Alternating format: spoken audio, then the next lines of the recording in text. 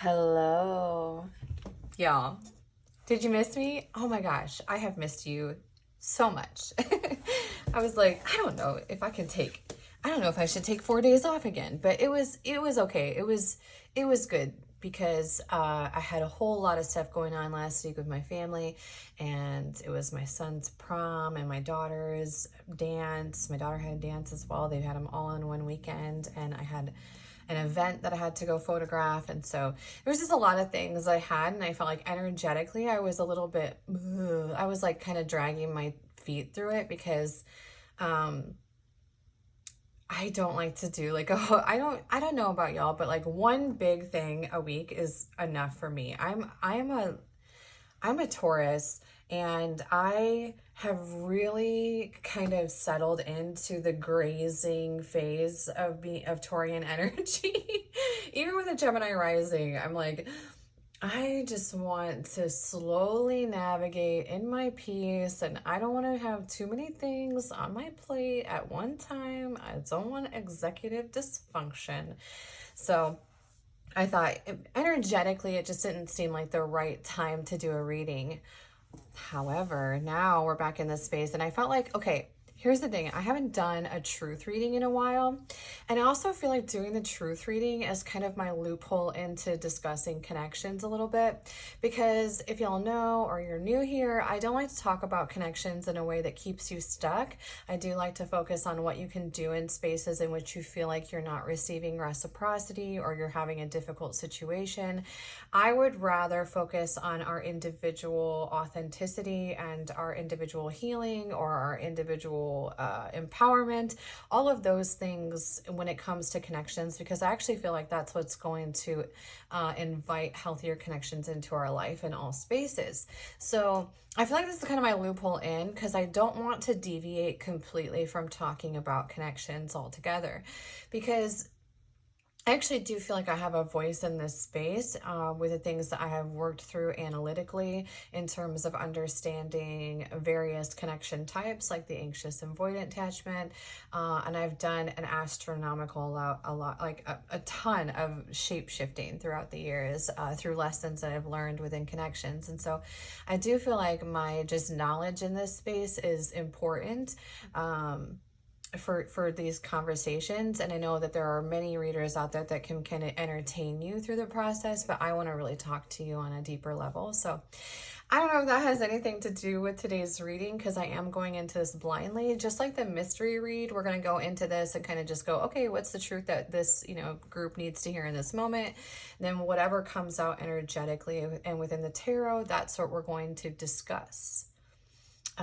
Yeah, so I think that's all. I don't think I have any announcements for you. I am still offering private readings. If you are interested in one, you can email me at thetemporaltaurus@outlook.com. Okay, so let's go ahead and move right into it. This is Collective 1, Collective 2, and Collective 3.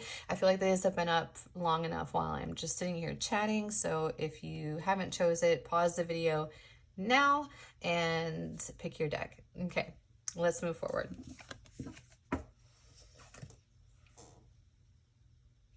Group 1. Instantly, I have the folk implosion in my head. Every time I see this card, I always think of this song. I think it's called Natural One by the Folk Implosion. It's a song from the 90s. It was in the movie Kids. And every time I see this, I just think of, I'm the one, natural one, take it easy. Or no, make it easy, right? We can take it inside. I don't know, but you have to check it out. I love that song. If you're into like obscure 90s music, then first of all, you are my people. Second of all, you should check it out. All right, so what we're going to do for this reading before we get into the truth of your situation, we're going to see what's going on energetically. So I have these Citadel cards, oracles, brand new. I just got these. I'm really excited to use these and sort of see how they hit energetically. I do read intuitively, so unless it feels like I feel compelled to read the book, which I probably should start doing that, but unless I feel compelled to read the book, I probably won't be reading out of a book. I'll probably just hit the cards however they feel. Instantly though, I am feeling like there's a situation in which it's like you've been kind of contemplating your own value in a certain space, and this is sort of this reminder that it's like, but there's a duality here as well. It's kind of interesting because it's almost as though you're like, is this person the one or am I the one? And it's like, yes. You know what I mean? It's like the answer is yes. On sort of both sides of the equation somehow. So, all right, let's get into this energetically. Now, I messed up my hand yesterday, so hopefully that doesn't get in the way today. And look, I painted my nails. Aren't y'all proud of me? All right, what's the energy? Okay, I guess we'll go ahead and pull these out. That's fine. We have the air, unseen potential, the painter, productivity, and creation. You know, I kind of feel like those came out when I was talking. If they come out again, then we'll do it. But I really don't want that to be, I don't want them to come out when I'm talking and then use them. So I'm going to take those back, actually. What is the energy for the truth in this situation, please? What is the energy for group 1? Overthinking and taking action. Okay, what else we got? The tailor, attention to detail and pride. Okay, what's the truth going on here? The scholar, investigation and research. What you got going on? Group 1. One more. The storyteller, viewpoints and control. Bottom of the deck, we have the thief. Now, are you going to be able to see that? Hold up, let me check here. Sometimes I cut off the bottom. Am I cutting it off? I can't see. Here, you know what? Let's move your card up. Let's just avoid that altogether. How about that?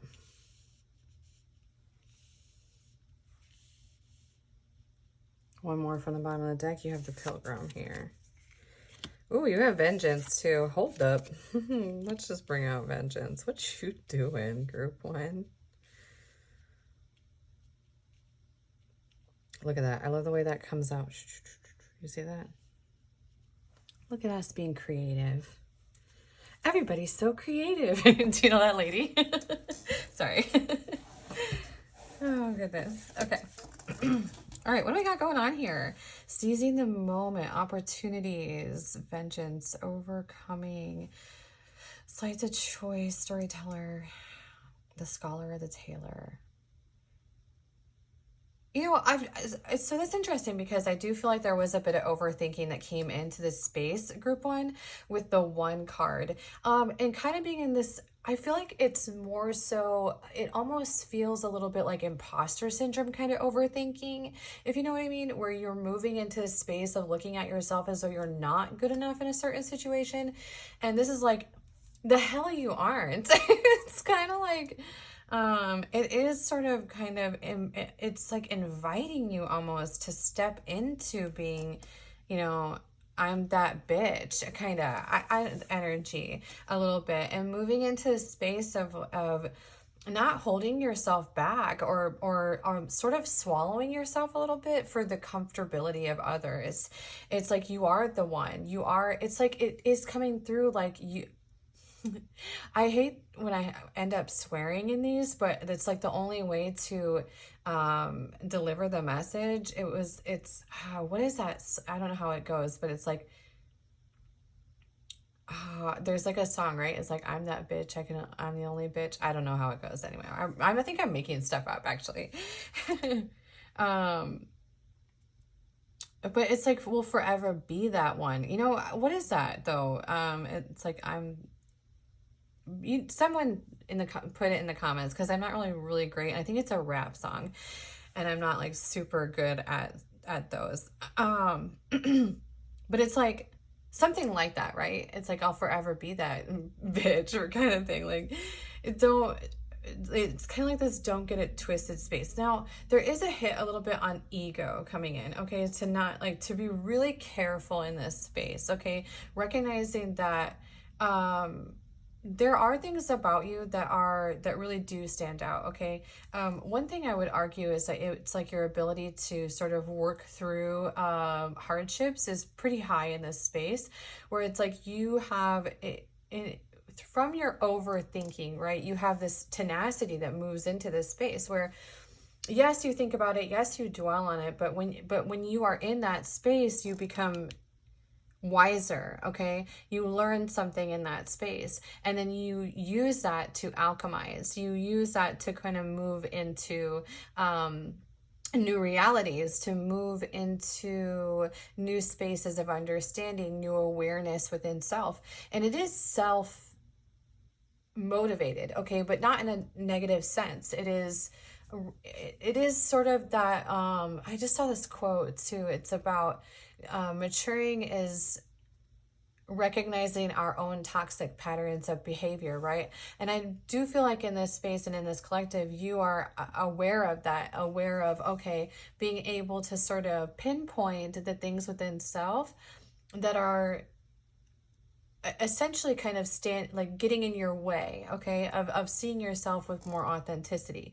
Not even more authenticity, but having comfortability in your authenticity.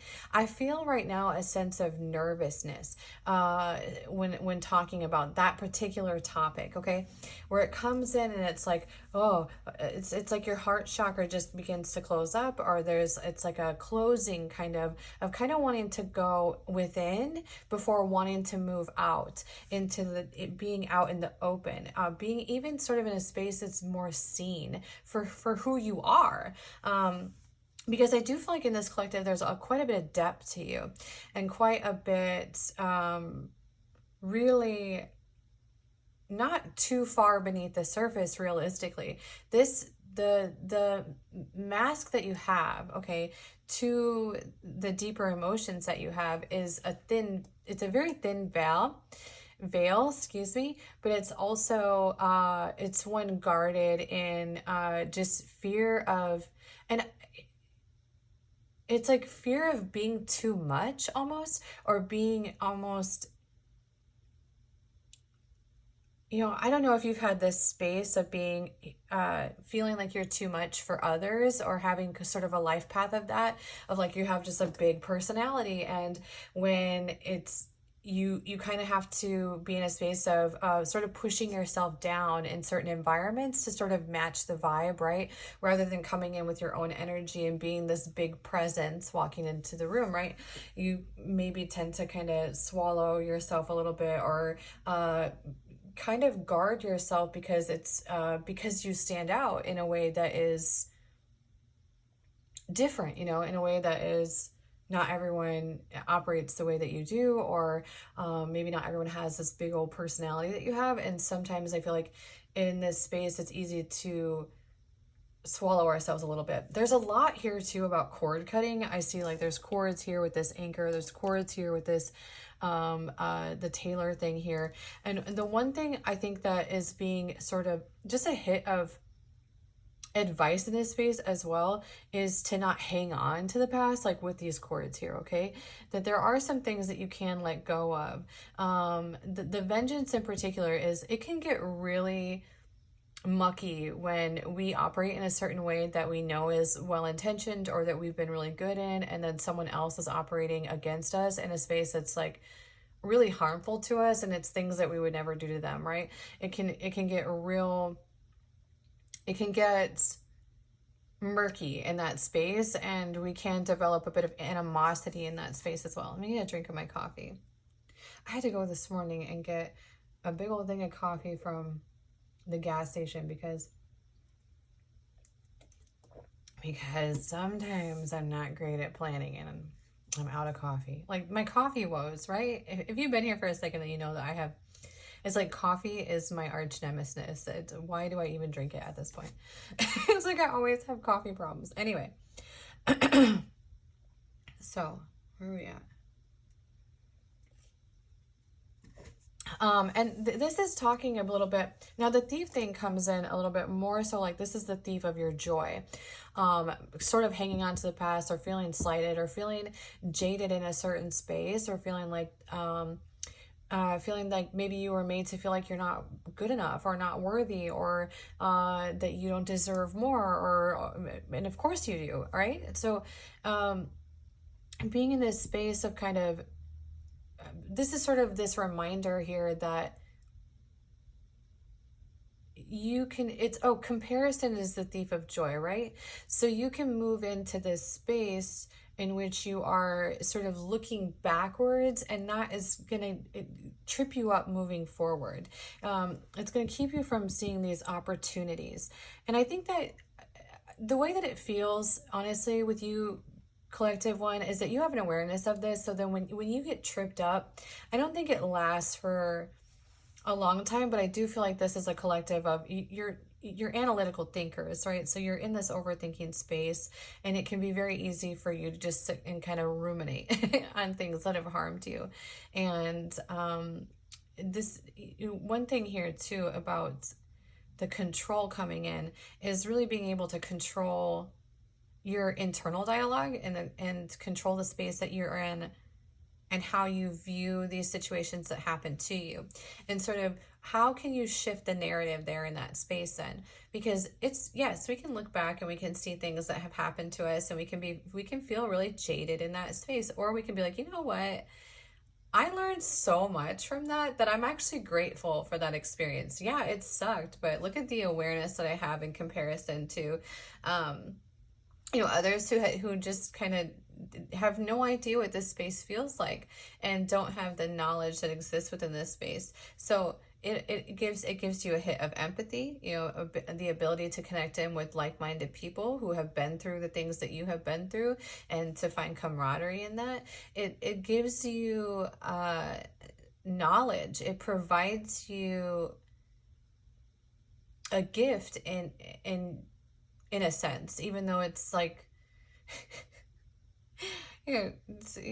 sometimes I feel like we want our gifts to be wrapped in nice pretty bows, and to feel actually like a good thing, and sometimes it's hard to be in that space too, because we can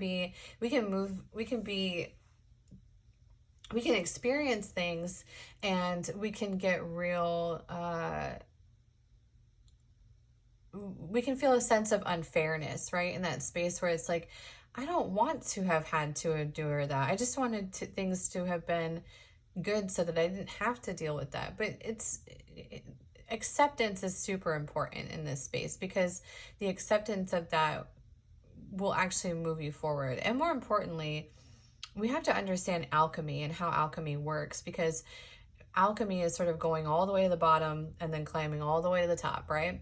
And you learn so much along the way up if you continue to climb. So it's kind of it's an interesting duality in this space. So it's kind of like, hello, train, always with the train, right? It's like, don't you just love these small towns? There's a duality in this space where it's like, yes, you have the awareness of it, but it's kind of like this reminder here of, okay, don't let this trip you up in thinking that you're not worthy in certain spaces, because that is just not true. And how others interact with you and treat you has so much more to do with them than it does with you. And let me tell you, collective one, if you are a personality that stands out, if you are the type of personality that maybe you are very intelligent, maybe you are very creative, or you are very talented, when you stand out like that, that's the space in which there will be more stones thrown at you. I always say, if no one dislikes you, then you're doing something wrong, okay? Because being in this space where everybody likes you is a space of conformity. It's also a space in which you're not being your authentic self, because once you move into your own authenticity, there are going to be naysayers in that space. There are going to be people who are like, I don't like that person, I don't like what they're doing, I don't like this. And it's like, okay, well, that's fine, I like it, and I'm gonna do it regardless of if you agree with it. And that's the space that you really are being embodied to move into, because that is the space in which you're going to find more like-minded people.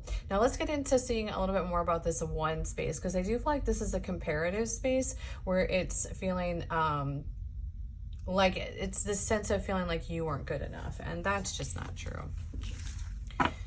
Sometimes, you know, it actually is really true that there are some people who are not really ready for us. A lot of fear works in a really interesting way, y'all. And more importantly, it's like, okay, we got to get into a space of acceptance. Okay, what is the truth that group one needs to hear in this space? This guy wanted to pop out. Oh, the truth is that you're the Empress? Okay, let's just start out with a bang. 9 of Wands in reverse. You got to put down these burdens. Put down this belief system. Queen of Wands, Lady in the Streets, Freak in the Sheets. Okay. You really are that one. And that's what we need to kind of acknowledge here, I think. Yeah, we're putting down, it's sort of the truth that you need to hear in this moment is to put down these sort of burdens that we have going on here. This right here is bottom of the deck, by the way. Oh, hold up. The Sun is on the bottom of the deck.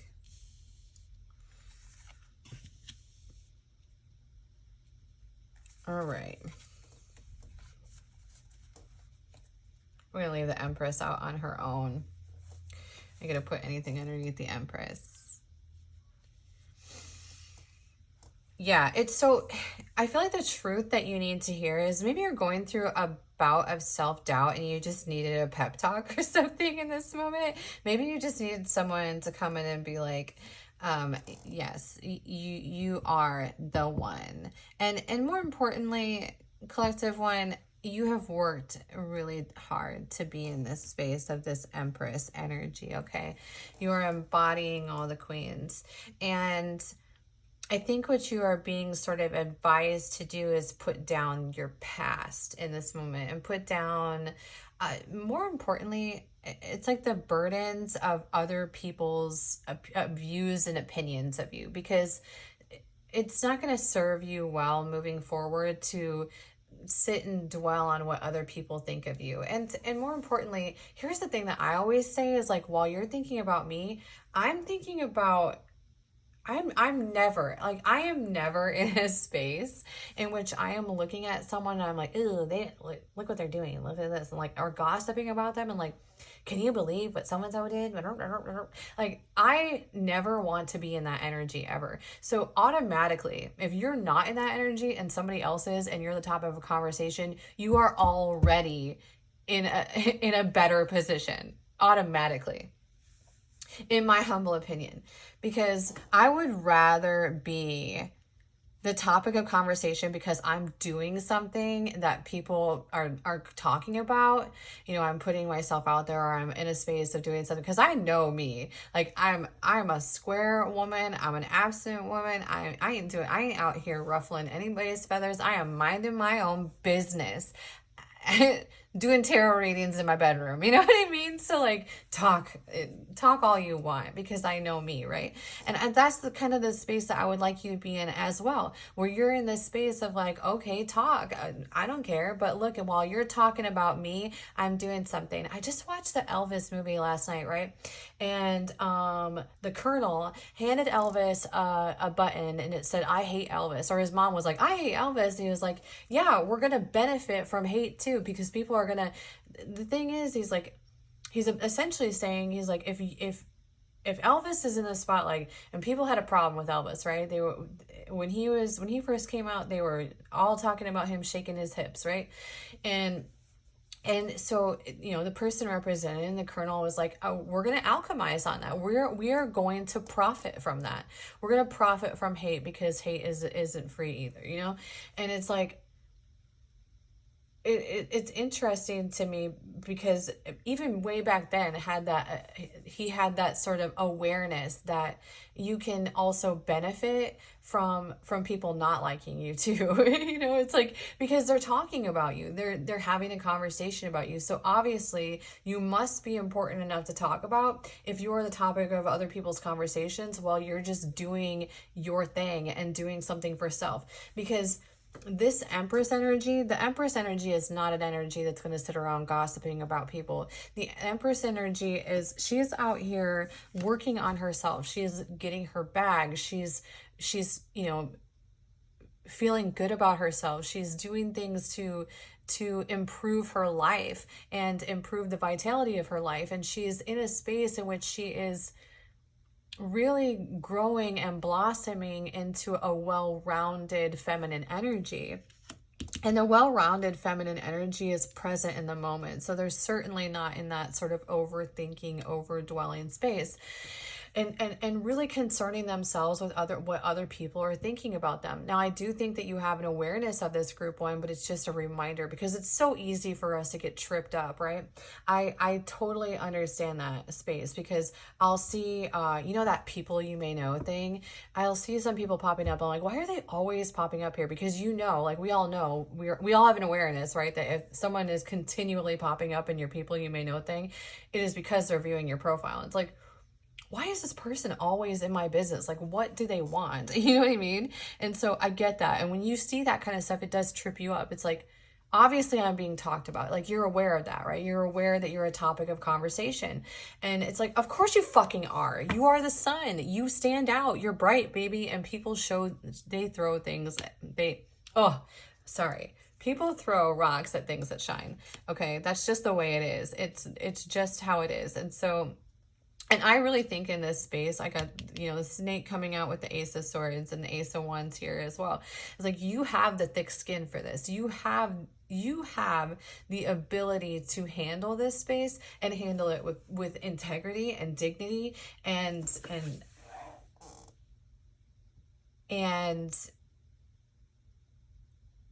it's almost like I really see, like, it's like that Rihanna meme. You all know the Rihanna meme where she just like adjusts her crown and she puts it on. It is like stepping into your power and taking your throne and just being like, okay, like, what do you got to say about me?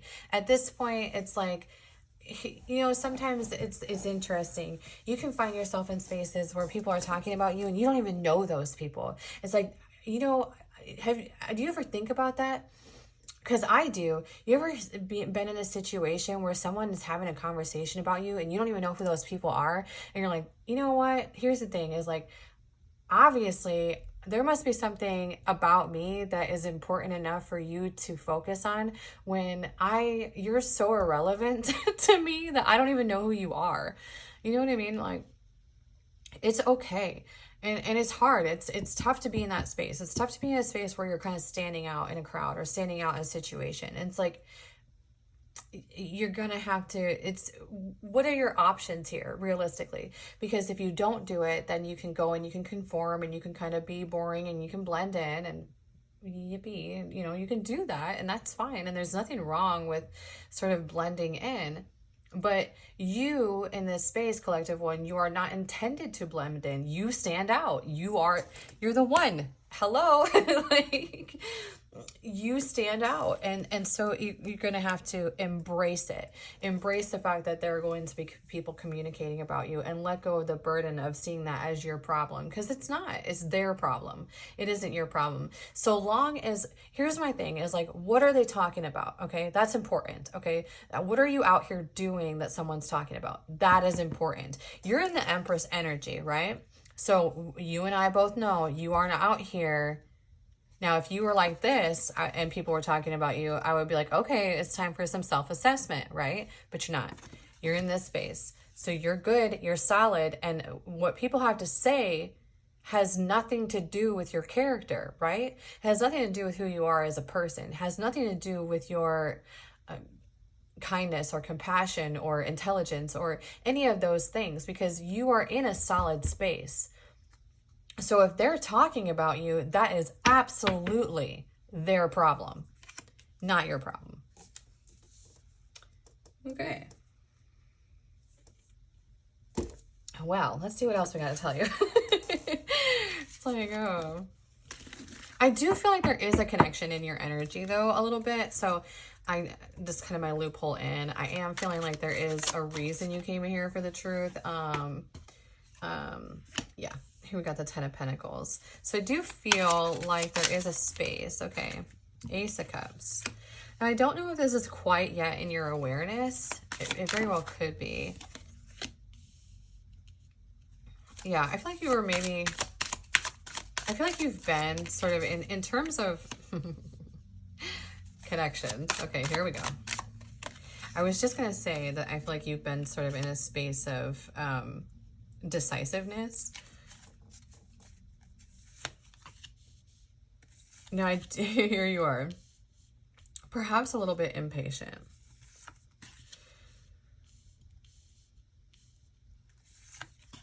Okay, all right. You got the World here as well. This has got to come out. Look at this bad boy. Oh, I love that card. Seriously, I would get this tattooed on me. That is so cool. Look at it. This deck is so neat. I'm a real big fan of this deck. Oh, Injustice. Okay, okay. I think this is realistically, okay, so I feel like this is just a reminder, okay, that understanding that there are some people who, there are some situations, okay, in which when people recognize that you are of value, it calls them to question themselves, okay? So you're wanting to be in a space of, it's like a sense of urgency. It's like, it's kind of being, I'm ready for my moment, okay? I'm ready for, and it's a real burdensome energy a little bit. It's kind of, it could be a space in which we need to really let go. Remember those cords that were in the beginning? Someone the other day was like, cord cutting doesn't work. And I was like thinking, I'm like, yeah, because it kind of plugs right back in where it was. You got to fill that space with something else. It's like, otherwise, yeah, it'll just be like, okay, well, thanks for taking me out. I'm just going to put myself right back in. So when it comes to cord removal, cord cutting, you kind of have to like fill the space, you know, with something else. Or, you know, also work towards it. It does require a little bit of our own action as well. It's easier said than done. And sometimes the thing is that we can want to do a cord removal, but if there is a reason that cord is attached to you for some sort of lesson, it's not going to just be removed because you want it to, unless there is a lesson there. However, there are cords from your past that may be attached to you that you can release and let go of. And so that it wouldn't be necessarily a bad thing to do. Now, where was I going? There is this space though of feeling like,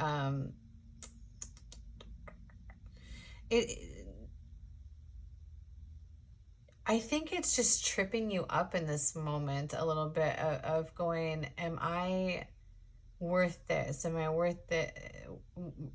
Essentially like what you seek in a partnership in particular, having this sort of, this sort of teetering within our own intuition, okay?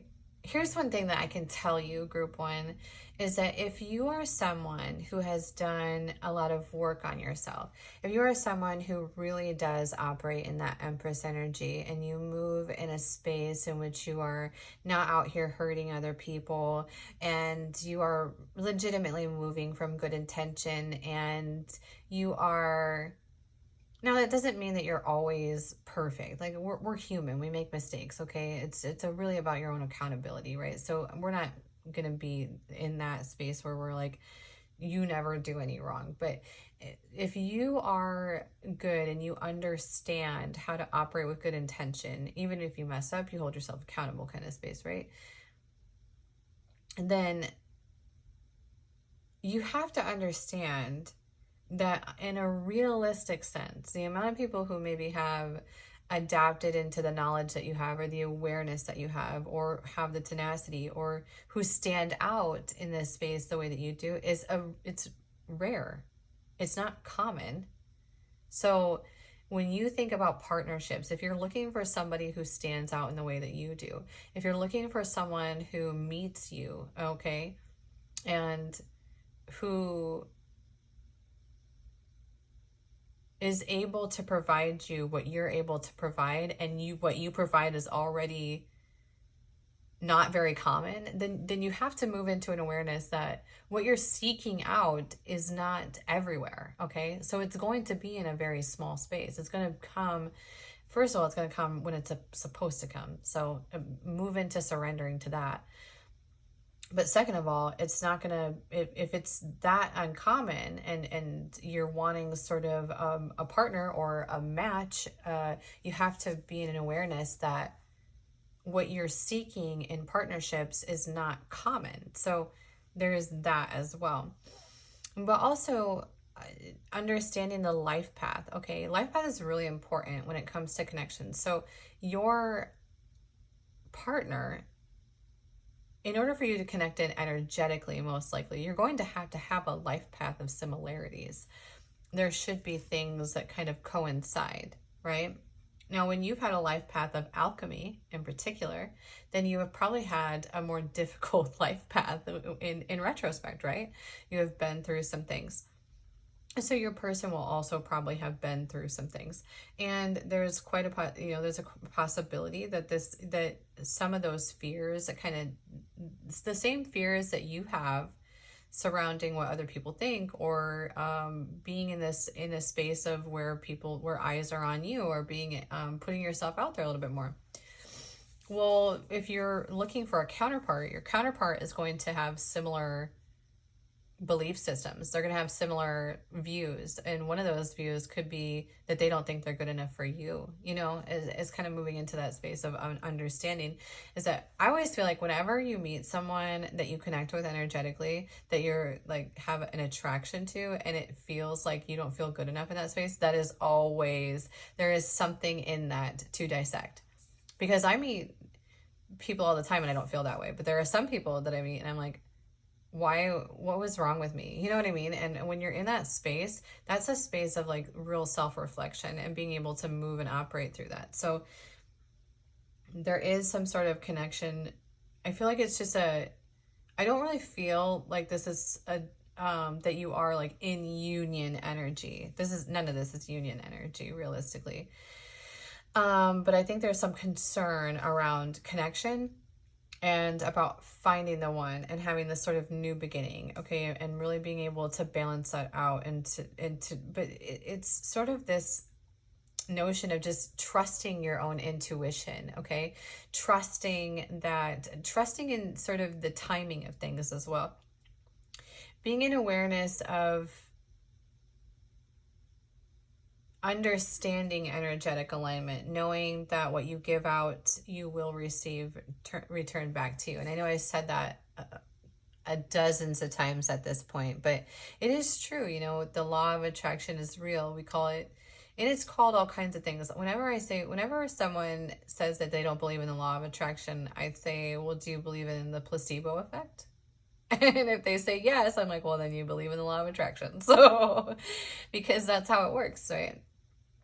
Thoughts become things. If our brain, and it's always funny to me too, whenever someone argues against it and yet they believe in the placebo effect, I'm like, how can you believe in one and not the other? You can believe that our brain can think that a pill is going to cure us, and it does, but you can't think that a thought, or thinking certain things can be returned back to us, or that we can heal our body through our thoughts, or that we can change ourselves through our thinking. Okay. Sure. In my opinion, energy is in everything. Okay, and so I do feel like this is just kind of a moment in where it's like a little bit of doubt, okay? It's not a whole lot, honestly, in the group one space. I think that the energy that comes into group one is always relatively resilient. I think that, but I do feel it too, is that we get tired of having resilience, right? In this space, it's like, I'm done. I just want to feel like all of this is kind of worth it. And I really do feel like this is a reminder of, it's like, yeah, it is worth it. And it's just, and another thing too is that it feels like there's going to be a real projection coming in soon in this energy. It is feeling like you're in a lot of tension. Like there's a lot of heaviness in a certain space, like in the heart chakra in the back. There's like a bit of like anxious. It's not even anxious. It's just like readiness, okay, in this space. And I feel like when you're in that energy of readiness, then there's something pretty big coming. Honestly, I do feel like the scales of balance are being sort of tipped in your favor, and I think they have been for a moment, actually. And so it's just kind of this reminder of it's definitely like it is like you're so close to what you seek. Don't give up, okay? Because you are in a little bit of impatience and kind of being like, it just kind of ready for this new beginning, okay? And the more resistance that you put into that, it is kind of this awareness too that that will be, you're only going to receive more to be resistant to. So you have to move into acceptance. You have to move into surrender, okay? Moving into a space of going, okay, it is what it is. I accept what is, and then I'm going to move forward. And then also not getting hung up on what other people think as well. That's a big one here as well. So whatever it is, you got this. Okay, I hate that phrase. You got this. You ever hate it? It's like, you know that you know that there is something about you that stands out. You know that there is something about you that is worth more than what you've accepted for yourself in the past, or accepted for yourself in previous situations, or have allowed yourself to get into self-doubt. Sometimes when things don't work out the way that we plan it, that we expected it to, we can get real up in our heads and feel like that we're not good enough. This is a reminder that not only are you good enough, but there aren't many like you, and you really need to see that collective one. All right, if this resonated with you, if you can please like and subscribe to my channel, follow me for more content, turn on notifications so that you may be notified when new videos arrive.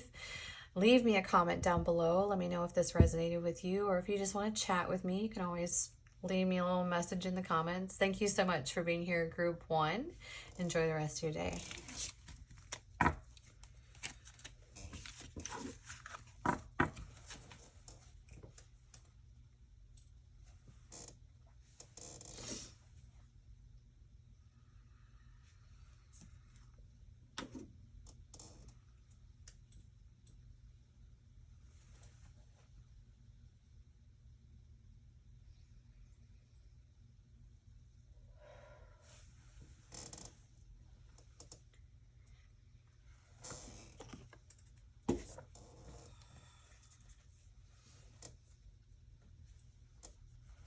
Group 2.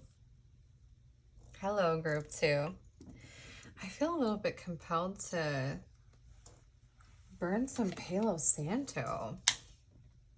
You have the Creator coming out. And honestly, it's feeling a bit like the message for you in this moment. It's not necessarily about like physical creativity, but it's more so about this reminder that you are the creator of the world around you energetically. This is so important. I do feel like this Palo Santo moment is kind of necessary in your energy. We'll get into, I'm going to actually start with oracle cards to feel energetically what we're about to talk about.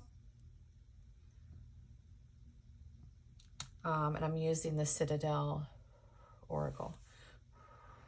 We'll tap into those in a second for you. Let me just get ashes all over the place.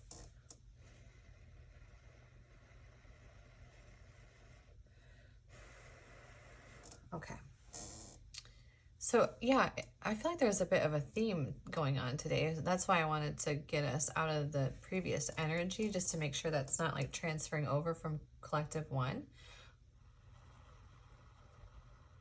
This Palo Santo is kind of being a little bit stingy on us today. What's going on here?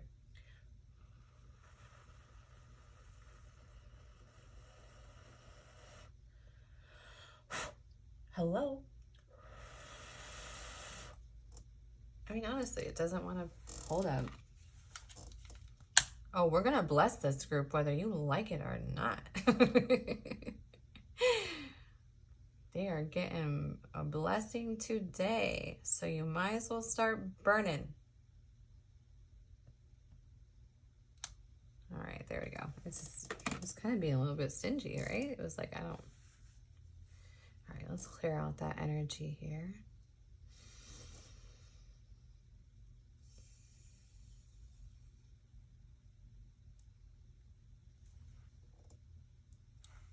I do feel like we're in a little bit of a moment with your collective. Okay. Let's find out what we got going on. What is the truth of the energy in this moment for collective 2?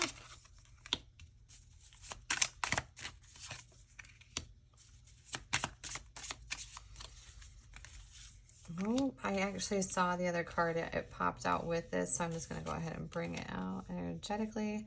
We'll pop into that bottom of the deck to see what we got going on. This is a little bit to what was going on in the group 1 space as well. Oh, you know what? Here, let me pull this up. Because you know, if you've been here for a second, I tend to cut off the bottom. The Queen, what you got going on? And the Merchant. Okay, so we have out the Priest, perseverance, faith, the Poet, relationships and vulnerability, the Hunter, what the heck? Oh, sure-footedness. That's a different word. Predestination, sure-footedness. Yeah. This thing, it just stopped recording. There was literally no rhyme or reason for it to just stop. It was like, nope, you're done. Go eat. You need a break. It just turned off right when I was like labeling these things. So I'm sorry. There's going to be a cut in the middle of your reading. And now we're back in business. Now you're back, said you had your fun, and now you're coming around again. Do you know Cher? All right, I'm not sure where I was at. I think we were talking about the Patron Queen. I was just reading these out. But apparently I needed to have a break and go eat before I finish this reading. So here we are. I'm sorry for that little cut. So the interesting thing in your energy right now is that it's this sort of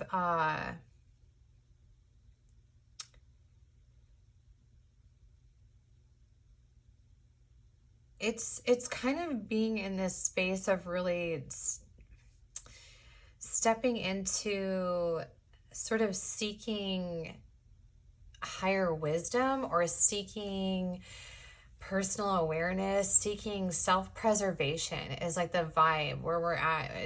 It's interesting. Like the truth that you need to hear in this moment is about connecting in with this sort of work. Okay. This understanding, okay, that the work that you are doing is not without purpose. Understanding that the space that you're in right now, this sort of space of evaluating self, is the appropriate place to be in, is sort of the truth that's coming in this moment. You are where you are supposed to be. And more importantly, it is this sort of reminder that you are the creator of your individual awareness or your individual universe, right? Now, let's not get like way up in a God complex there, because that's actually an easy space to be in when we begin to alchemize and begin to manifest, is that we can kind of forget that the free will, the wand of our sort of ability, or the paintbrush that was provided to us, was provided from a higher position, right? So our free will, essentially in this space, is sort of our wand to create, and the paintbrush that we are provided to sort of figure out, you know, the life that we want, the little happy trees, right, that we want to paint in there. And then if we mess up, it's just, there are no mistakes, there are only happy accidents, right, Bob Ross? So there is a bit of a reminder that the experiences that you have in the present moment, the experiences that you have in your life, we have to recognize that it's all about perception. An imagery that I feel coming into this space is there's a girl, there's two girls, right? And there's this hedge between them. And on one side of the hedge is a girl sitting in a field of tulips and she's unhappy. And on the other side of the fence is a woman with one tulip in her hands and she's dancing. And the imagery is all about perspective, that it's not about your environment, it's about the perspective of your environment and recognizing before you what there is to be grateful for. Sometimes in spaces when we have sort of everything provided to us, it's a lot less simple or less easy to be grateful for the little things. So this is all a reminder of mindset, all a reminder of how we are looking at the situation at hand, how we are alchemizing or how we are manifesting what we are experiencing through our thoughts and the patterns in our behaviors. The one thing about manifestation that I dislike is that it's always considered a positive experience. And I would argue that that's not true. Manifesting is your most consistent thoughts and feelings being reflected back to you. So if you are in a space in which you are dwelling or you are upset or you are angry, well, there is more to be angry about. I don't personally feel like anger is a bad emotion. In fact, I think it's a good emotion in the right spaces. I think it's important to be angry in some spaces because we also don't want to be in spaces where we are just sort of pushed down and allowing ourselves to kind of be a doormat for others to step on either. So having a backbone and having a little bit of tenacity and a little anger is not ever a bad thing. This is about having faith and about controlling self as opposed to being in a space of trying to control the outcome of situations around you. It is being in a sense of balancing out our self-worth. Now, you are coming in the center of this as the queen. This could be the king as well if you are a masculine energy tapping into this. Essentially kind of recognizing that you are the main character in your story, okay? That this is your life. And more importantly, we don't know, actually. We have no way of knowing whether or not this is the only life that we have. Now, we have theories and we have beliefs and we have experienced things that maybe indicate that we potentially do have a past life, but we don't know that for certain. So what we know in this moment is this is the life that you have to grab a hold of, to take by the horns. And so I do feel like that's something that is coming into the truth of this moment, is kind of reminding you that the world is your oyster. So we'll get into the reading here and see what the cards have to say. We'll do 2 messages on the truth that you need to hear in this moment. Let's go ahead and tap into it. What is the truth that group 2 needs to hear in this moment? Okay, that is the 3 of Swords that just popped out. Some sort of repeating cycle of surrounding heartbreak. Oh, this 10 of Wands came out weird. Looks like it's intended to be in the reverse. What else do we have for the truth? Oop, I missed one. It wanted to pop out and then I didn't grab it. My bad. Guess it wasn't meant to be. One more top row. Okay, so I think this is about a connection. Okay, bottom of the deck, you have, ooh, a tower. Hold up, we gotta bring out that tower. King of Wands, 7 of Pentacles, 7 of Cups, and the Tower. Now, I don't see the Tower as a bad card, honestly. I think that sometimes when things shake us up, they are the catalyst for growth. So I'm mad at it. Out on the outskirts of everything out here, we do have the Three of Swords. So in a space of a real heartbreak. Or in a space of repeating cycles of heartbreak. And this would be surrounding sort of these spaces in which maybe a connection or a person is operating specifically through words and not necessarily action. Okay, so moving in a space that is making promises that they can't keep, or making, saying things just sort of to pacify us, right? Saying things that we want to hear, but also not providing any action, and then being emotionally fulfilling to those spaces, validating that even. The one thing that I really want to see a lot of us get out of is validating people who are not providing, who are not giving any effort without any effort. So just, because we're moving into a space where when somebody is operating in a certain way where they're not giving into us and then we give to them freely, we are validating that in them. And essentially we're just treating them a little bit like children, honestly. Because we're not holding them accountable for their actions. And that's a space that we can really swallow ourselves in. This is sort of a cycle repeated in this space of being emotionally open and being emotionally fulfilling for somebody who is the antithesis of that. They're not providing any of that to us. They're just providing words, essentially. And we need to move into a space of not getting hung up on what people say. Unfortunately, we live in a world where there are some people who don't tell the truth, and even if you are a truth teller, as a truth teller, you tend to be a truth seeker, and that can get real hairy when you're in situations with people who aren't honest.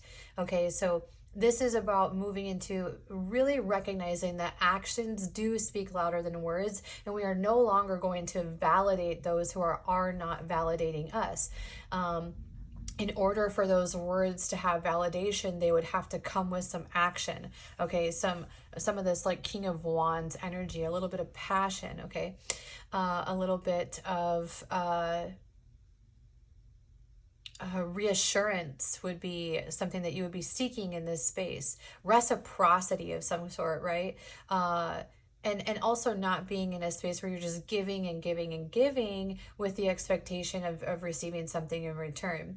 I just had this analogy pop up the other day that I can always tell when a single woman is not getting attention from a man that she's interested in, because suddenly her post will begin talking about things she's never talked about before, like, for instance, like if he's a gamer, then suddenly she'll start talking about gaming. Or if he's really into certain music, then suddenly she just starts posting. And it's not that she never liked those things, but then she'll start posting all of that stuff. And I'm guilty of this. Well, women peacock far more than men do.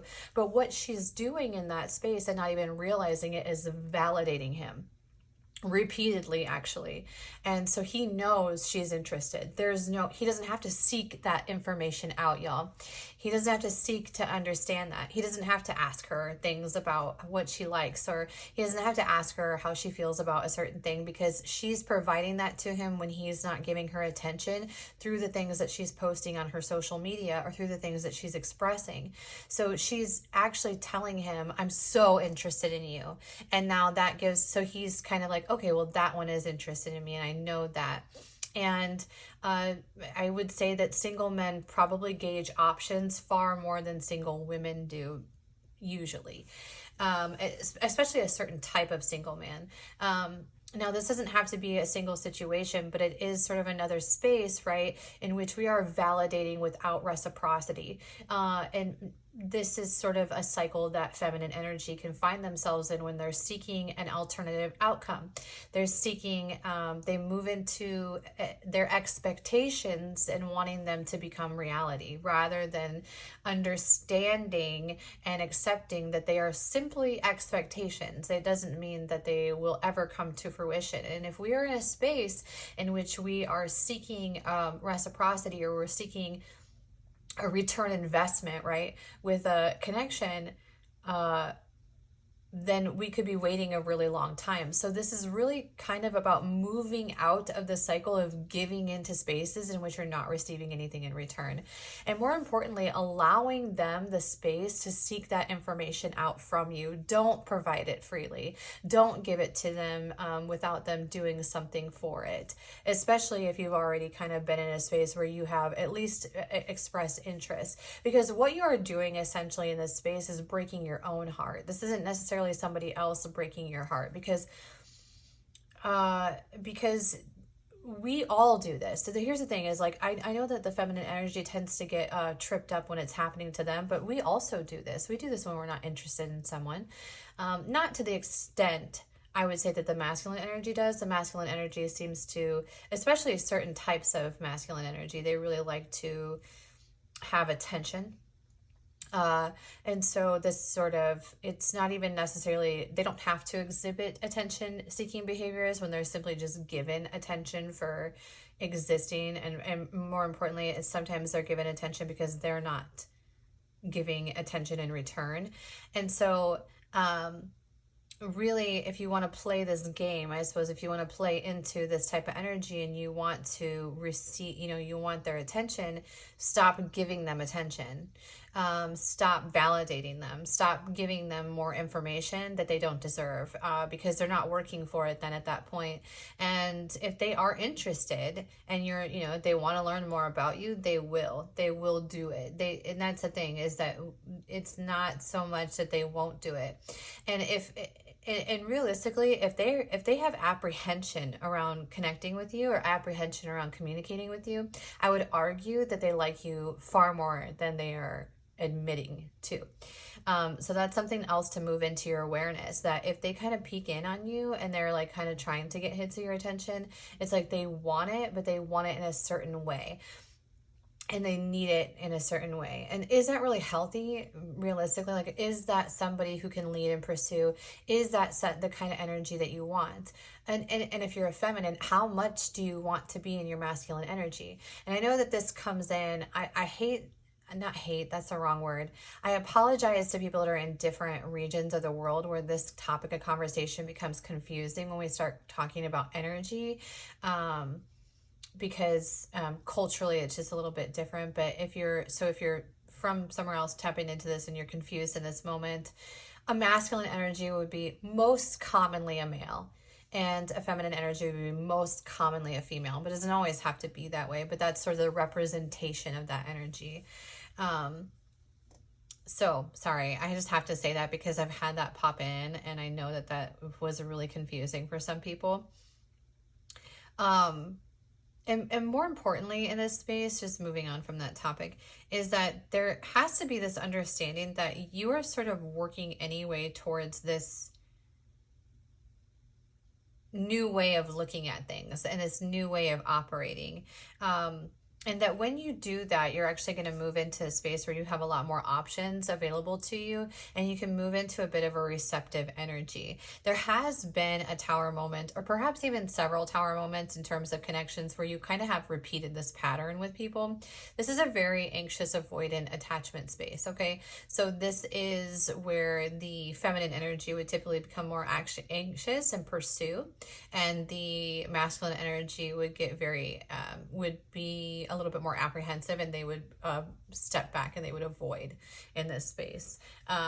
It does work both ways, but that's literally the most common way. And this will continue to be a cycle until we build into an awareness, and it will take a lot of self-discipline. It'll be taking down, getting outside of this sort of jaded energy, which the Ten of Swords energy can kind of provide, because the Ten of Swords energy, which is here, it's in the reverse, thankfully, but in the upright, it's like, it is literally like being stabbed in the back 10 times, right? So this is sort of, it's just understanding that when we were in this space and we were sort of seeking this reciprocity, seeking the return investment, everything is cause and effect, okay? And if you're in an anxious and pursuit and in a space in which you are really kind of smothering in a sense. And it doesn't, the energy is smothering. Okay, you are not particularly smothering, right? But the energy can be smothering, right? Even if it was in our space, right? If someone was just continuously reaching out to us that we weren't really engaging with, we would probably get annoyed in that space, right? We would be like, oh my God, like I need a break. Like I'm just trying to do this. Or like if someone was just like, triple texting or whatever, or just it would become it would even make us anxious, and it would make us avoid, right? And it's the same kind of concept here, is that we need to really accept the energies that people are providing to us. If they're not connecting and they're not engaging, there's a reason for that. And so step back and let them do what they want to do rather than trying to force that. I think that might have been why that control card was in there as well. Because when we are in the anxious space, what we are realistically doing is trying to control the outcome, okay? So we're not necessarily in a space of acceptance then at that point. We're trying to, we're trying to keep ourselves from feeling rejected. It's like the basis of it, right?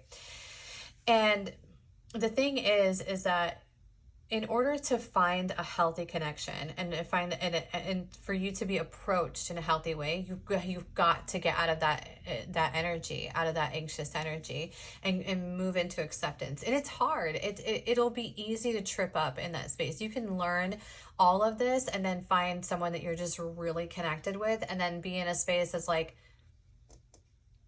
just thinking about them all the time, and that's the feminine energy anyway. We can move into that space really quickly, into sort of the dwelling when we don't know what's going on. Our being in the unknown is really uncomfortable, because we actually require quite a bit of reassurance, honestly. But that self-validation needs to be important as well, and not just self-validation, but self-awareness, or awareness in a general sense, being aware of how certain energies operate when they're interested. It's the same way that we operate when we're interested. We think about those people, we want to communicate, we want to connect. But the way that it feels best, the way that it moves the most comfortably, is when the masculine energy is in pursuit and the feminine energy is in reciprocity. Now, I do think that they both pursue in a certain space. They both seek out sort of validation in a sense, but it has to move in a space of safety and security. So if you don't feel secure in a connection, there's already an issue in that connection. And it's like, why are we in the space of, if we are in connections where maybe this is in the beginning stages, if we're already feeling uncomfortable in the beginning stages, that's a red flag. Okay, and sometimes it's really just a red flag of self. Both sides of this equation really have things that they need to work on with self. The masculine side needs to work on being more communicative in a way that is authentic, okay, in terms of being able to communicate with you in a way that is telling you, okay, this is exactly what's going on, and not being, not providing mixed signals, because the wordy sort of masculine energy that moves more in speech and not action tends to just say things to sort of pacify the Queen of Cups. And arguably, and this is really important imagery here as well, you have the Queen of Cups in comparison to the Knight of Swords. So these connections are often that, where the feminine energy is far more emotionally fulfilling and emotionally providing, and really letting the Knight of Swords know without any effort on his behalf or their behalf. We don't have to be him and, he, him, she, they, whatever. On their behalf, is not matching that vibe. They're not doing anything to receive that validation. What are they doing to be given that? Nothing. And now that they know that they don't have to, well, then there's no need for them to try. And that's really, really, really important to understand psychologically. I know that kind of sounds like moving strategically, but unfortunately, understanding the way that we operate innately actually does help us to build into healthier connections and healthier spaces. Okay, let's move into the final thing that you need to hear in this moment. Group 2.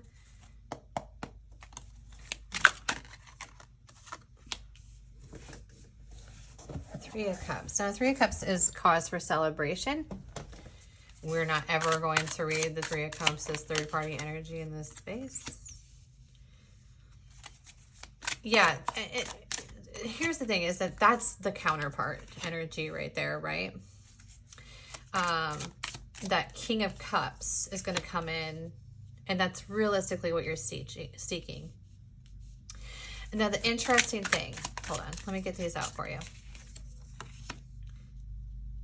Oh, you got the Hermit. Bottom of the deck, King of Pentacles, Page of Cups. There's that little Page of Cups with his fish.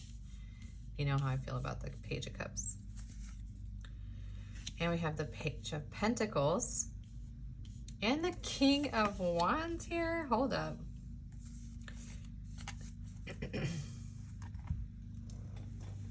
Interesting. Now, the way that I see this is I don't necessarily see this as there's like three people in your energy. There very well could be. Don't get me wrong. And why wouldn't there be a group too?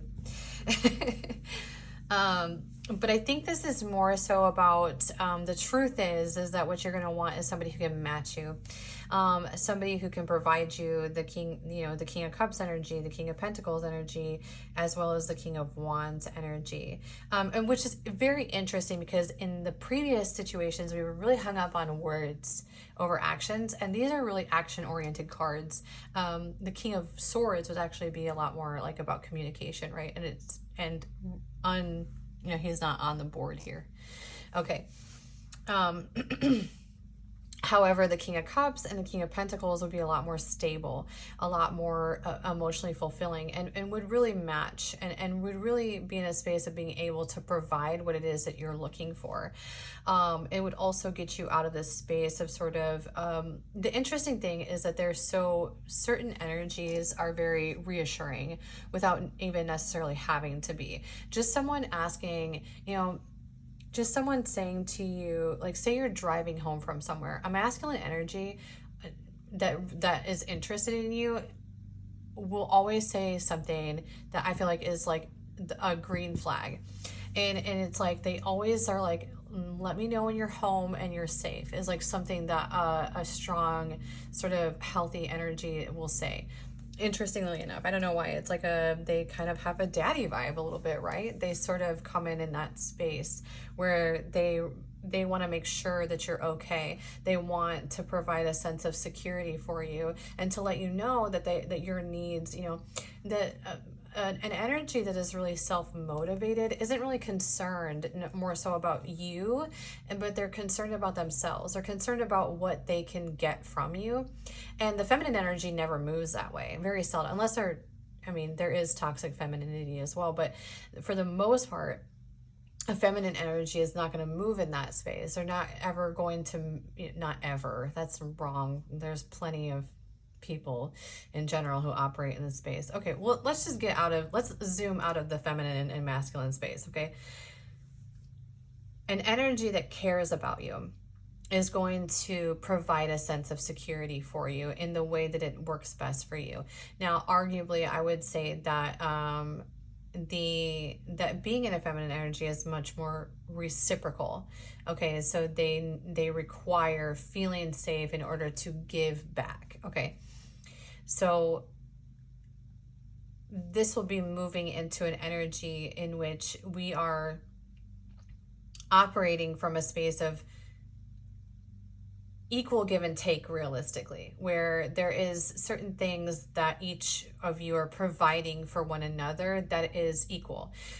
Previously, we've been in this space of being in this sort of Queen of Cups energy, whereas being just providing all kinds of emotion, like I can give you this and I can give you that, and even peacocking a bit in that space, right? Look at me, look at all that I can offer you. And then the Knight of Wands, that's probably not a mistake, but the Knight of Swords is then in this phase of like, okay, well, I don't have to do anything here. I don't have to put in any effort here, because that person is already informing me that they are very interested in me, and they're giving me everything that I'm looking for without me having to work for it. So that's safe. I'm secure. I'm secure there, so I don't have to do anything here.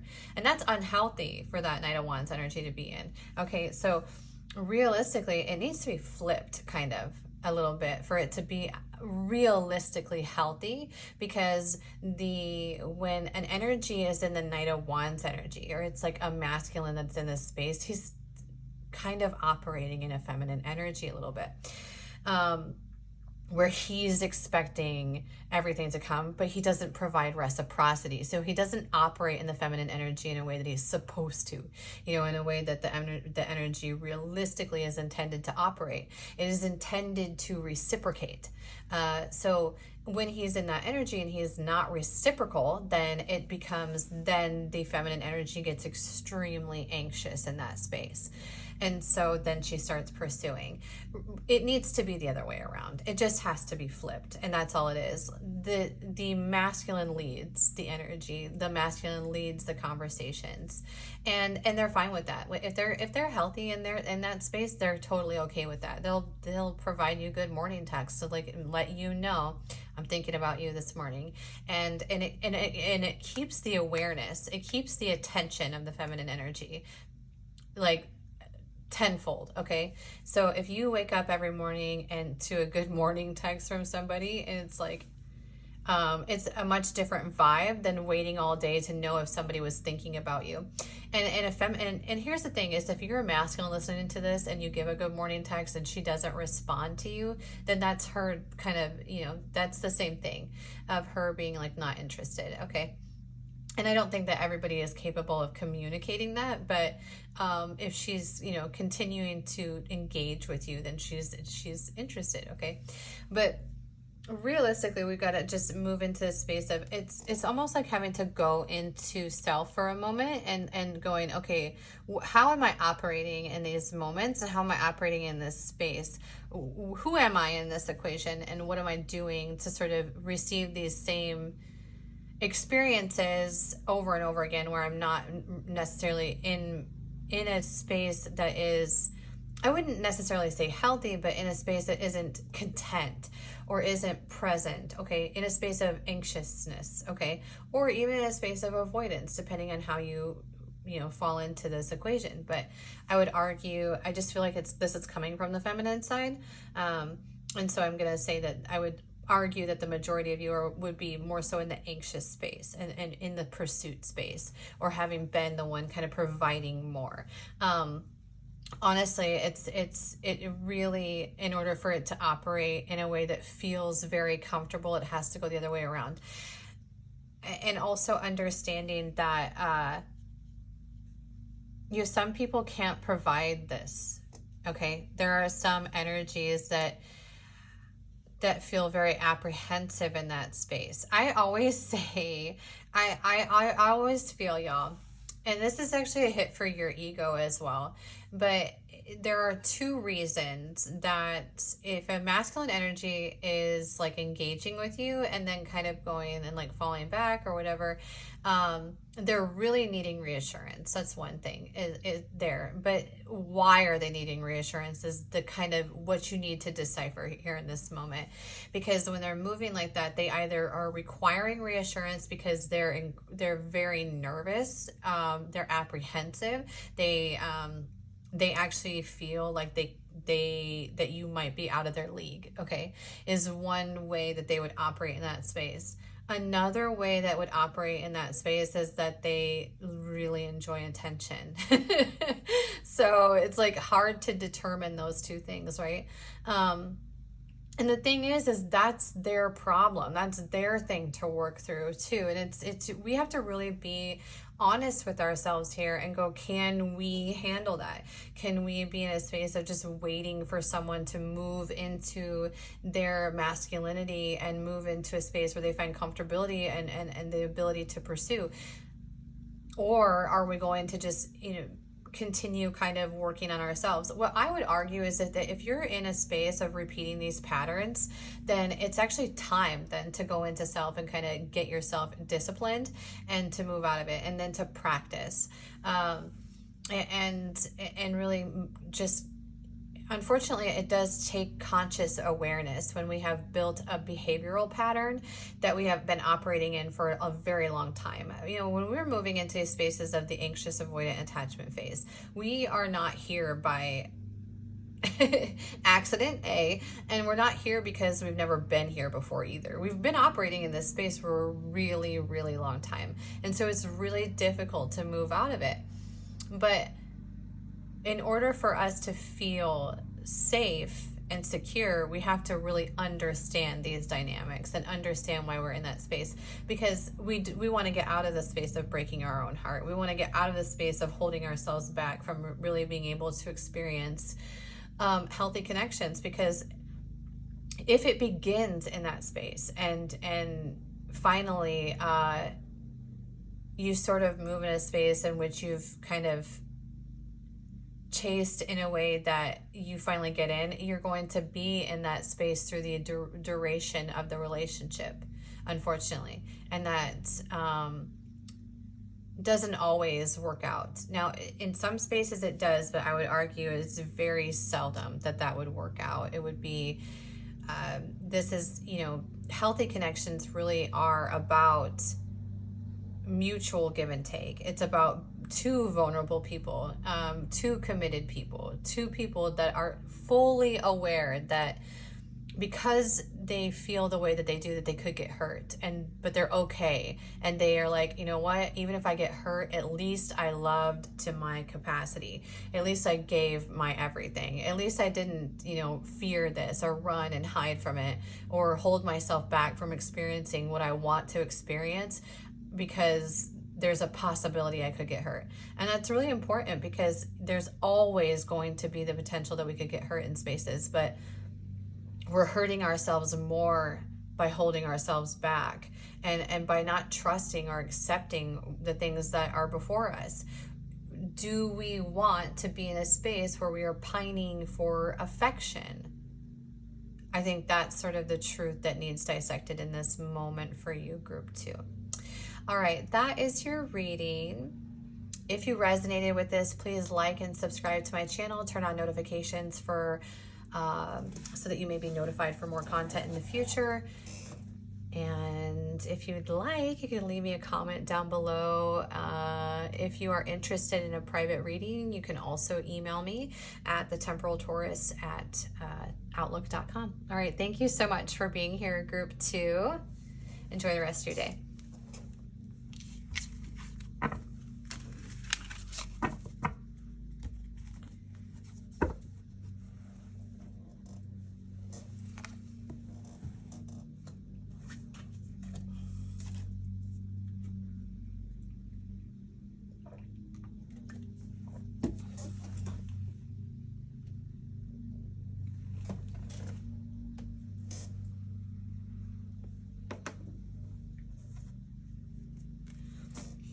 Hello, group 3. I don't know why I just got this hit about saying happy birthday to the Bowl Gang. I haven't done that in any of the other readings. So I don't know if there is like some Taurus energy in this space. My birthday is actually coming up this Sunday. So I am a May Taurus. I don't know.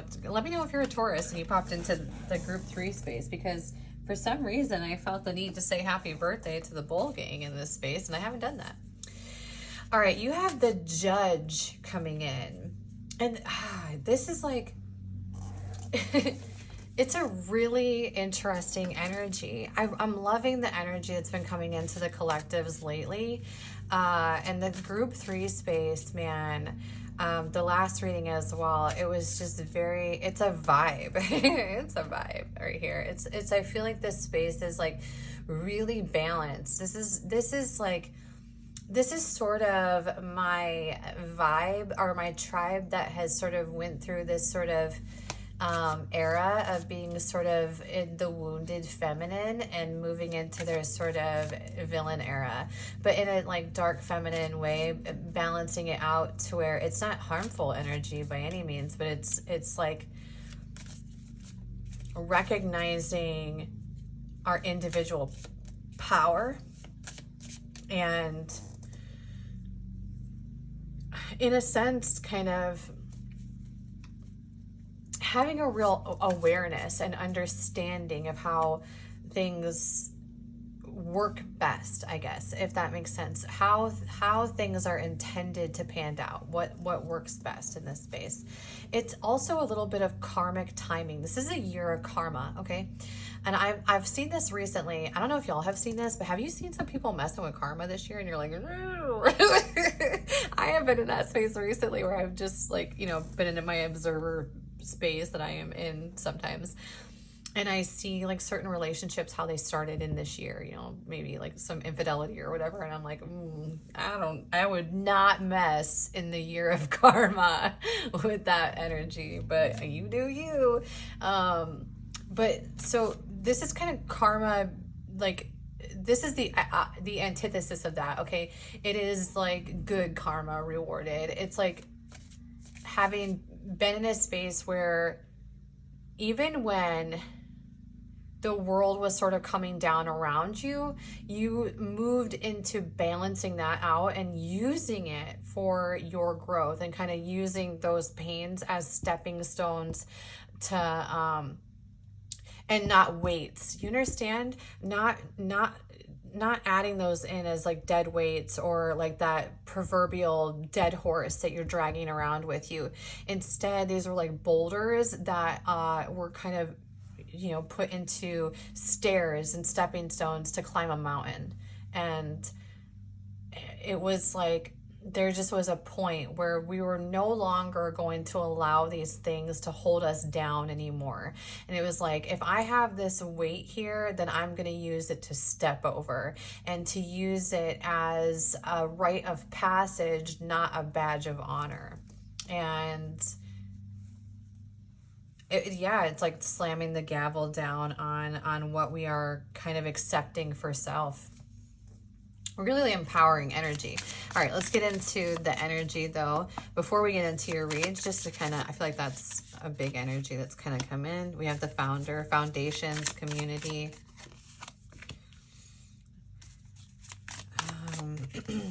What, the diviner? Is that how you pronounce that? Or diviner?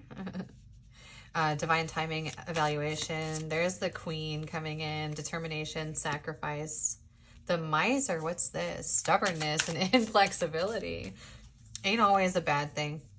All right. The wise one. Then you have coming in here. Bottom of the deck. Hold up. I'm going to make sure. I consistently have had to move this up, and I keep forgetting. I've done it every time, and I still. Bottom of the deck, you have. I know that's not really even, but.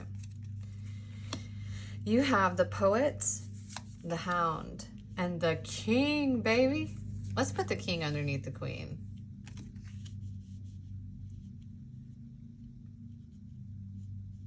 Okay. You ain't nothing but a hound dog crying all the time. Sorry. Just that hound came in. I think I thought of that song, and I also thought of the song by Sean James where he's like, I'm just a howling at the moon. You know, if you love blues music or folk music, you should definitely check out Sean James. He's amazing. Anyway, okay. So you have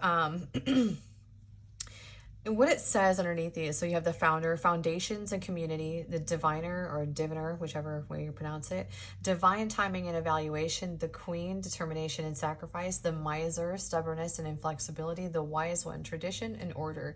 Tradition, super important. The poet, relationships and vulnerability, the king, control, reversal of fortune, and the hound, loyalty, changes, and promises. Yeah, this is a really interesting space of recognizing the traditionalism coming back into play.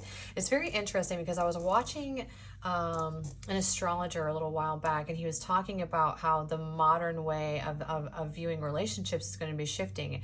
And from my perspective, I saw that and I was like, yeah, it's going to be moving traditionally, where we're going to be seeking out traditional relationships. That is playing out big time in the sort of the ways in which things are being communicated to men and women in this moment, and how we are anticipated and to operate. And also there's a veil being unlifted realistically to the feminines in particular, and the ways in which they operate within connections that is also unhealthy, is also toxic, is also moving in a space in which they are abhorrent and tyrannical and unwavering, and accepting things for themselves, or accepting that they wouldn't accept from others, right? So, and like expecting to be treated in a way that they're not treating others. This is a big thing that occurs within the feminine energy when it is wounded, right?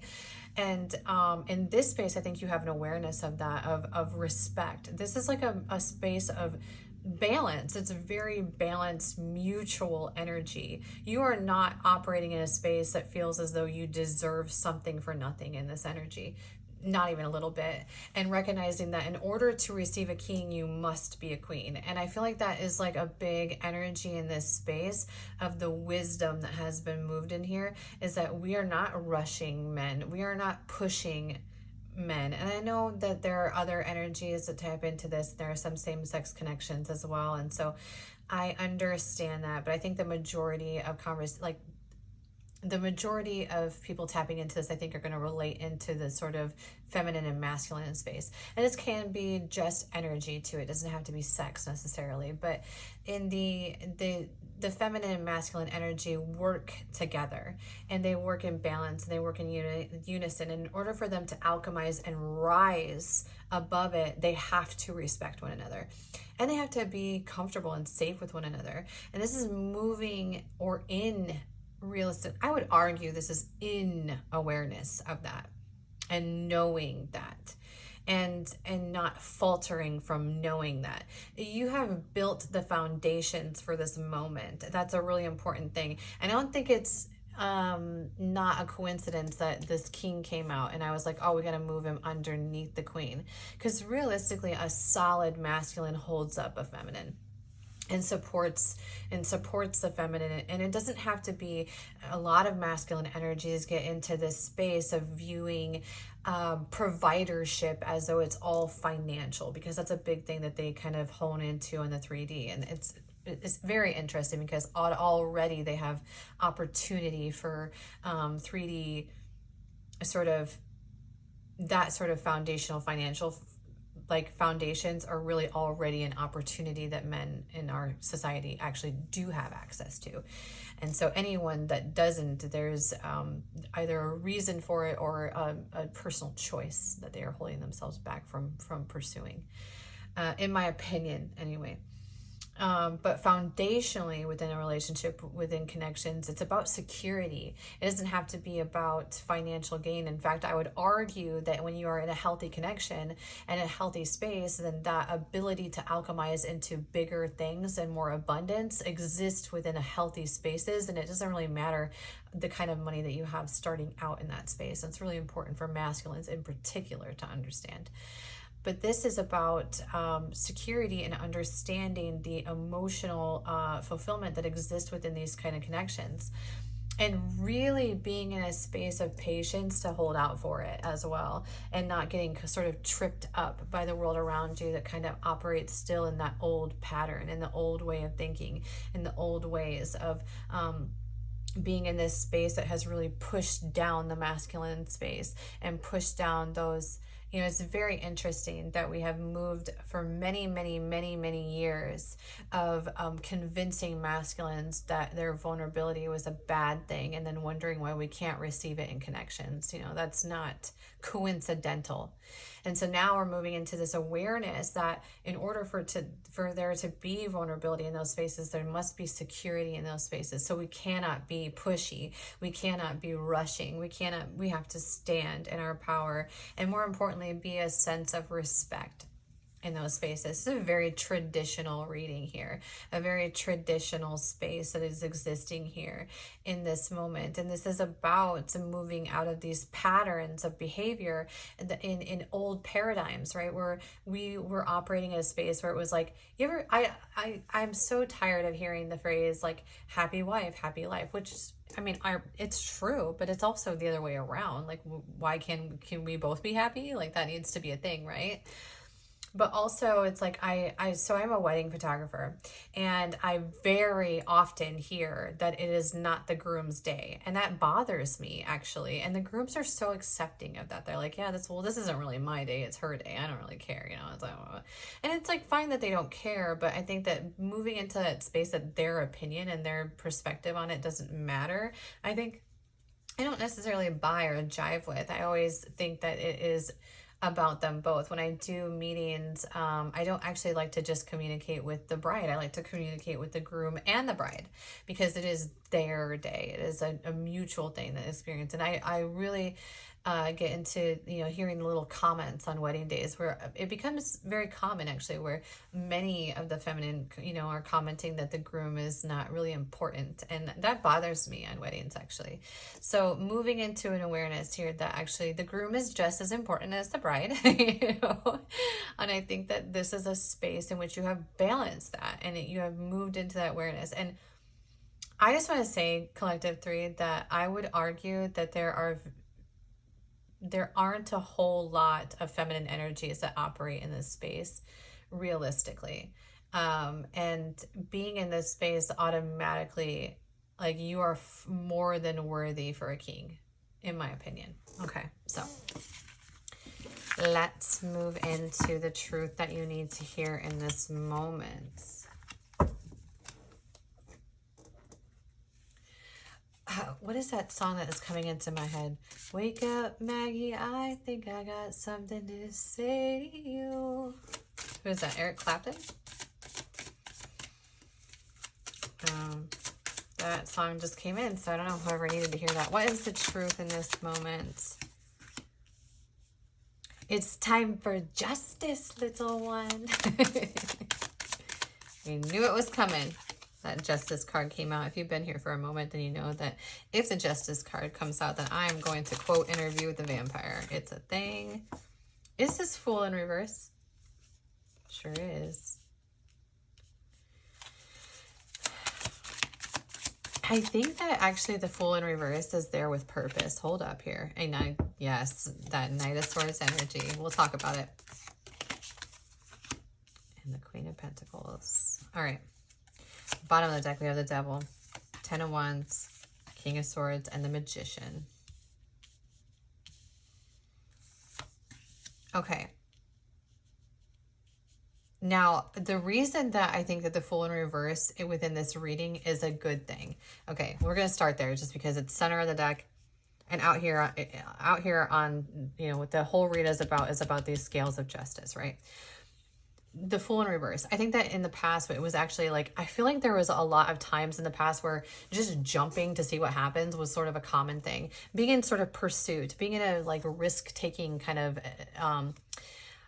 space where I don't think it was really necessarily that difficult for you to kind of learn lessons, honestly, because I feel like you maybe operated in this space for a while. It's like, well, if I just jump and I land on my face, then okay, like at least I know. And I think you kind of like had a moment where a space in which you were constantly, you were pursuing things, okay? Where you would have been more in a space of pursuit than necessarily in a space of being present and being in a space of reciprocating, or not reciprocating, but being in a space of receptivity. So move, like where things were coming to you. You are chasing, kind of in this chaser energy, being the one kind of just jumping and sort of seeing what's going to happen. Okay. And I think that actually it is about having slowed down and being like, hold up, like I actually have to think about this before I just jump. Right. I need to, I need to stop doing that. I need to just like Oh my gosh, y'all, I gotta tell you a story. Like, I was talking to this guy once and I was so interested in him. And like, I didn't think about anything I said. And like, whatever, I had never done this before, actually. Anything I thought, I just was like, send. And I just go, 1, 2, 3, send. And I literally did that. And that's how I operated in the communication. I was just like, 1, 2, 3, send. And I would just send it. And I would not think about it at all. And then, I mean, sometimes I would after the fact, and I would be like, what is wrong with you? Like, why are you so unhinged in this space? But y'all, I learned so much by doing that, because first of all, I learned like, it's actually not that scary to just say whatever you're thinking. It was at first, you know, but then I just like went for it. And I was like, oh, you know, I really found him very attractive. I found him very interesting. And I would just be like, hello, handsome. Like, I would just say it. I had never talked to a man like that before in my life. And I was like, I made it so obvious in this space that I was like, you are my cup of tea. I want to drink it. And, I mean, I don't have regrets. Here's the thing. I don't regret it at all, because I learned so much in that space. I learned, first of all, that that was a big mistake and I shouldn't have done that. But,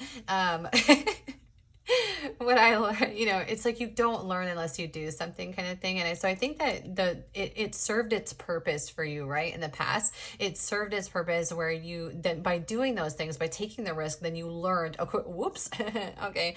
Because I don't think that there were times that you just fell flat on your face after jumping off that cliff, right? And it was like, okay, well, maybe I should have thought about that a little bit more. So now you're in a space of going like, you're not going to be tripped up by this Knight of Swords energy at all. You're not going to be in a space where you take words over actions. So you're going to really feel for it. You're going to be in this observer status of going like, of really going, okay, well, how am I being approached here? And then balance out your response with this Queen of Pentacles energy, instead of just jumping, right? Instead of just jumping into that, like, and not thinking things through first. Okay. This is a bit about sort of like self-control here, okay, with the Devil card coming out. It doesn't feel actually like deceptive energy. Sometimes the Devil card does provide that, but with the Magician here and stuff, I think it's more so of going like, we're putting down, we're really going to move into a space of control within self-control here with the Magician out here on here as well. Is instead of just kind of jumping in, we're kind of balancing that all out, balancing into, so we can better understand what is, you know, the difference between a Knight of Wands energy and a King of Swords energy. The King of Swords energy is a lot more of a person of their word, okay? It's also a little bit more of a,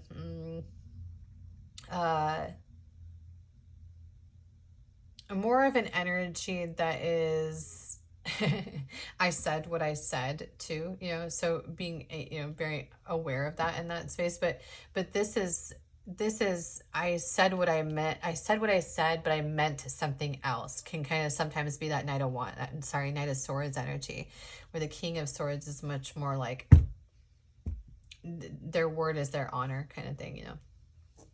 And being able to put that down, put down that burden, move into the space of manifesting what it is that you are seeking through understanding what you've learned and sort of balancing out those things, not just jumping without knowing, okay, first of all, why am I jumping? Why am I in a space in which I'm going to just leap forward when there's nothing for me to leap forward to? Let me sit here for a second and see what happens. And so actually, I feel like we're moving into a space of having just a little bit more patience with self and a little bit more self-control, which is beautiful. And that's going to build in quite a bit of abundance for you with this Nine of Cups energy. Okay, last part of this reading on what the truth is that you need to hear in this moment. Collective 3. Ooh, Ten of Swords in reverse. That's good.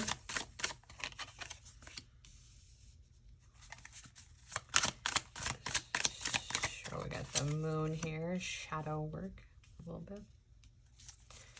But I think it's more about like what you learned in that space. There's that King of Swords. There may even be some communication coming towards you. just with that sword energy coming out with that King of Swords and the Knight of Swords, there may be some kind of, and there's that Ace of Swords, it's sort of a confirming card. Bottom of the deck, King of Wands. Oh, hold up, the Lovers. Ace of Pentacles and the High Priestess. Okay. So yeah, I mean, honestly, that there very well could be some communication coming in.